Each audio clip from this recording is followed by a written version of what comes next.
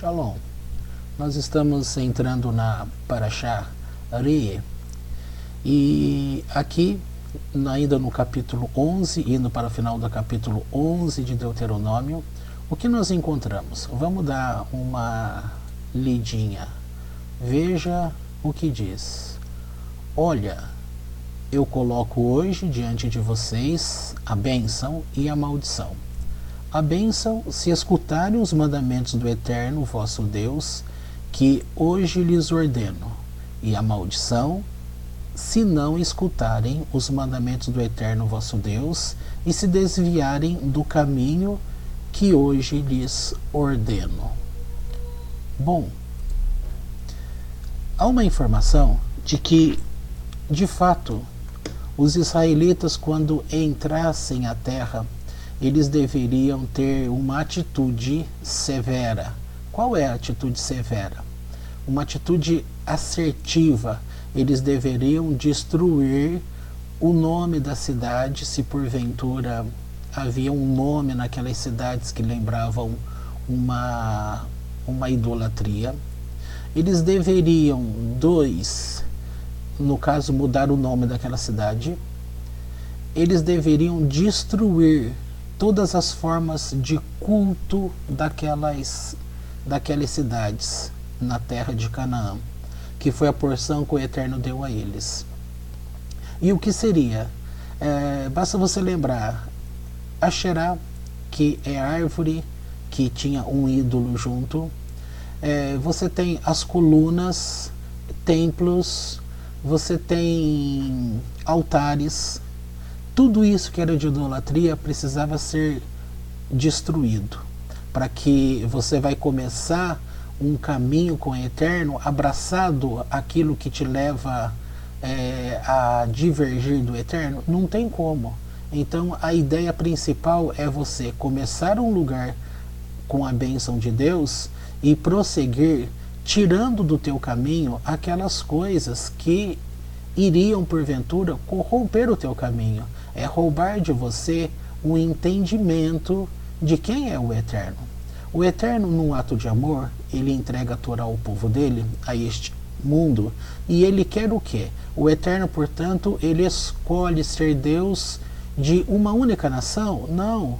Deus é Deus de todos, de todas as pessoas. Ele entrega os mandamentos para um povo, e este povo teria um ministério sacerdotal para poder levar luz do Eterno, o conhecimento do Eterno, a forma correta de servir ao Eterno às demais nações. Como você sabe, as demais nações, pela sua educação, onde cada cidade nasceu, cada país nasceu, eles mantiveram esta busca, seja ela mística, seja ela religiosa de uma forma geral, e isto vai corrompendo, vai afastando as pessoas de um conhecimento de Deus.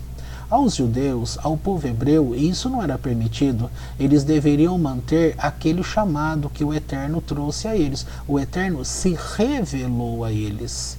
Veja que é muito diferente do que tem acontecido com a gente. Nós que nascemos nas nações, nós conhecemos a Deus de ouvir falar. É só lembrar aquele episódio de Jó. E Jó, quando declara a Deus: antes eu te conhecia de ouvir falar, mas agora os meus olhos te veem. Os judeus, os hebreus, eles, portanto, eles conheceram a Deus enxergando com os olhos. Tá? E nós, nascidos nas nações, nós conhecemos a Deus em ouvir falar. Mas quando você conhece de ouvir falar, você também ouve falar muitas outras coisas. E justamente aqui vem esta ordem para destruir todas essas formas, entre aspas, de ouvir falar. Aqui há uma indicação, entrando o capítulo 12 adiante, há uma indicação de que se porventura alguém ouvisse sobre uma pessoa que descobriu ali um resquício de culto e quer investigar para saber como é que se fazia aquilo, essa pessoa teria de ser julgada, teria que ser entregue aos juízes, para poder julgar o caso dela, buscando saber o que aconteceu, e não poderia ser poupado pai, mãe, parentela alguma, amigo, nada, porque teria que se olhar para o fim comum a todos, que é uma nação que está andando com o Eterno, que é o nosso Deus. E a partir do momento que vá tirando diante deles, vamos fazer um parênteses aqui. Qual foi a atitude que o Eterno teve quando eles estavam no deserto? O Eterno mantinha a nuvem de glória que estava diante deles. O que esta nuvem de glória fazia?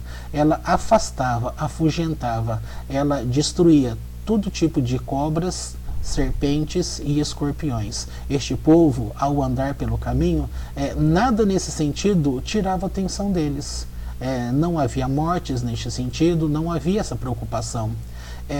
Você pegando esta imagem, este exemplo, você vai entender que agora entrando numa terra onde as pessoas iriam servir a Deus como um povo, uma nação eleita, uma nação sacerdotal, uma nação que prestaria culto ao Eterno e uma nação que tinha a obrigação de ensinar, através de seu serviço ao Eterno, ser luz de Deus para as demais nações, aquelas que existiam e também aquelas que viriam a existir, como é o caso corrente, como é o caso de hoje. Israel ainda é um povo que pela Torá está procurando servir ao Eterno como um sacerdócio, e este trabalho, este serviço, ele tem que servir de luz. Esta luz do Eterno, ela alcança a nós, das nações. Mas o fato principal é que eles teriam de entrar naquela terra e começar a fazer a faxina. Era tirar o nome que foi consagrado. E vamos lembrar mais uma coisa importante. Aquelas cidades que foram geradas, eu já havia comentado na paraxá anterior, que a construção, o nascedouro daquela região, ela vem como produto de um roubo, porque aquela terra, ela pertencia na distribuição dos filhos de Noé a Shem. Portanto, o Canaã, ele se apropriou daquela terra, tá? Então veio a se tornar terra de Canaã. Canaã era neto de Noé, filho de Cão. Portanto, ele foi avisado: olha, essa aqui é a terra do seu tio. E ele não quis saber, ele se impôs: não me interessa de quem é esta terra. Já nasce este lugar de uma forma de roubo, de uma forma errada. E, como é um ditado popular nos nossos tempos, aquilo que começa errado é muito difícil dar certo. As nações que foram com o tempo sendo geradas ali, e no caso, nesta atualidade da época, né, eram 7 nações. Estas 7 nações já haviam atingido, sim, aquele patamar de aborrecimento, de abominável ao Eterno. Por isso chegou o tempo da destruição deles. Tá? Isso é uma explicação. A outra explicação é que chegou o tempo de que esta verdadeira terra fosse dada a seu dono, ou seja, aos herdeiros de Shem. Entendeu? Portanto, esta é a terra dos semitas. Olhando para este ponto de vista, veja só, o Eterno teve um cuidado muito grande em caminhar com o povo dele pelo deserto durante esses 40 anos, ensinando todas as coisas. Agora, ao entrar naquelas terras, eles deveriam tirar todo tipo de divindade, todo tipo de deuses estranhos, todo tipo de coisas que lembravam um culto a deuses, que estaria lembrando este povo a se afastar de Deus. A guerra até hoje é o afastamento. E como se dá um afastamento? O início desta sessão da Torá começa dizendo que se ouvires os mandamentos do Eterno, virá sobre vocês a bênção. Se deixarem de ouvir, virão sobre vocês a maldição. É uma escolha, tá? Uma escolha na nossa vida desde o começo. Desde o começo, o que ocorre? Desde o começo foi dada para um equilíbrio no homem, o lado esquerdo, o lado direito. a luz e a treva. Por exemplo, veja o primeiro capítulo da Bíblia. Já não começa a falar ali que havia escuridão? Havia luz, havia escuridão. Tá? E o que é escuridão? Uma ausência da luz.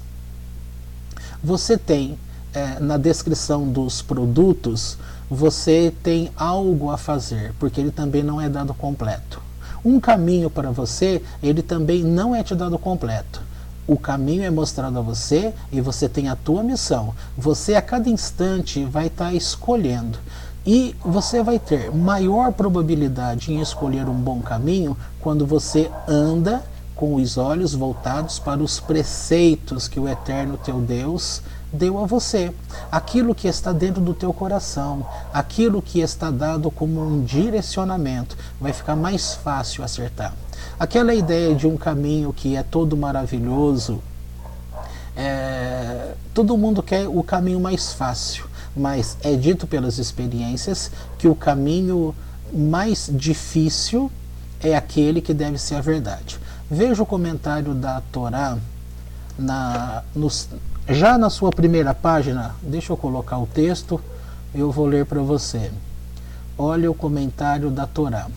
Então o versículo 26 que diz: vede que coloco diante de vocês hoje. Olha o que está escrito, página 540 da Torá azul. Os dois primeiros versículos dessa paraxá e mais adiante aquele da paraxá Netzavim: temos hoje os céus e a terra por testemunhas contra vós, que tenho dado perante vós a vida e a morte, a bênção e a maldição. Escolherás, pois, a vida para que vivas, Deuteronômio, capítulo 30, verso 19. Sintetizam bem a ideia do livre-arbítrio e da responsabilidade moral do homem. A Torá, que é fonte da misericórdia, mostra ao povo os dois caminhos, o bem e o do mal. Pois é difícil para o homem escolher entre eles, pelo fato de que um destes caminhos parece fácil, claro e confortável para o viajante. Porém, à medida que avança, percebe que a vida se torna tortuosa, com obstáculos, obscura e triste. O outro, entretanto, que aparenta ser acidentado, é na realidade o mais seguro, aquele que conduz ao objetivo supremo, ao cumprimento do destino do homem sobre a terra. As aparências enganam muitas vezes, por isso a Torá adverte e nos aconselha a escolher o caminho verdadeiro, que conduz à bênção e à vida. Estes são os dois caminhos alegóricos que representam o bem e o mal, diante dos quais, segundo a Agadá, está sentado um ancião de barba branca que previne o caminhante. Este caminho, que te parece de rosas, está cheio de espinhos. Aquele outro, espinhoso, é o verdadeiro e o melhor. Com isso, a Torá nos quer incutir uma ideia central, a convicção de que os sacrifícios materiais não podem de nenhuma forma equiparar-se com o ideal e que, ao contrário, nada valem diante do verdadeiro prazer espiritual. Talvez as mitzvot exijam de nós sacrifícios e resignação e nos imponham deveres e obrigações, mas isso resultará pesado somente se não existir uma convicção interna, uma verdadeira fé. Se, contudo, soubermos o porquê e a finalidade, se estivermos convencidos de estar cumprindo o mandamento divino, não importarão sacrifícios nem penúrias. Voltando para cá, então veja, a própria vida em si, ela também trabalha desde o nosso nascimento, na criança, a questão de você lidar com as dificuldades da vida. E a vida, ela propõe dificuldades, e essas dificuldades, ela vai trazer à pessoa um amadurecimento, uma forma de um ser adulto, a forma de você se relacionar. Quem está sempre fugindo de encarar a vida, de encarar esses espinhos, que é o verdadeiro caminho, que é a construção de um homem. Veja, nós estávamos falando há pouco de uma maturidade espiritual de conhecer a Deus, de ter uma vida prática com Deus. Agora eu estou falando nesse mesmo ambiente, num sentido do lado emocional de uma pessoa. Uma pessoa que ela não enfrenta problemas, não enfrenta essas dificuldades, ela não amadurece, ela vai ser uma pessoa fraca. Tá? E o Eterno, ele deseja que todos nós sejamos adultos, que saibamos resolver problemas, que tenhamos ponderação, que não fiquemos entre dois polos, ora explodindo e ora ficando inerte. Não vai adiantar nada, nós temos de ter um equilíbrio, e o equilíbrio é justamente você ponderar entre o conhecimento que você deve ter sobre você. Quem é que não vai lembrar uma frase da filosofia: homem, conheça-te a ti mesmo? É importante que tenhamos este conhecimento, mas eu não quero misturar aqui as coisas porque eu não quero complicar a situação. O importante é você entender que nesse período inicial real, de uma história real, de um povo real, não é fictício, existiu esse povo, existiram estas cidades, existe até hoje esses lugares, né, onde está Israel, por exemplo. Todas estas coisas são coisas existentes, não é fantasia. Então o Eterno precisava de quê?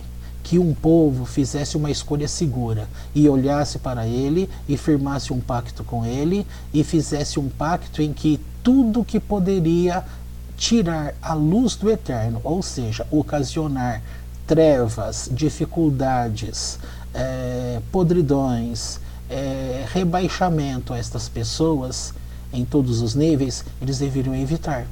Portanto, eles deveriam ter uma situação muito clara, sendo exemplos de pai para filhos e assim de geração a geração, para tomar um posicionamento em servir ao Eterno seu Deus de todo o coração, de toda a tua força, somente a Ele prestando culto, olhando para o alto, olhando para o Eterno, de onde nos vem a salvação. Compreendeu? Então daqui a pouco a gente volta num outro vídeo para a gente comentar uma situação do profeta e também sobre essa questão ainda sobre idolatria. Até já!